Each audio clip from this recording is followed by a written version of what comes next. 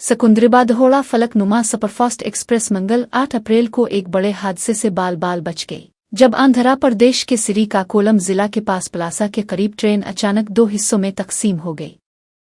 हादसा अचानक पेश आया, लेकिन खुशकिस्मती से कोई जानी नुकसान नहीं हुआ। ट्रेन की दो हिस्सों में तकसीम की वजूहात का पता लगाने के लिए तफ्तीश जारी है। रेलवे हुक्काम ने फौरी कार्रवाई करते हुए सूरत-ए-हाल को काबू में कर लिया।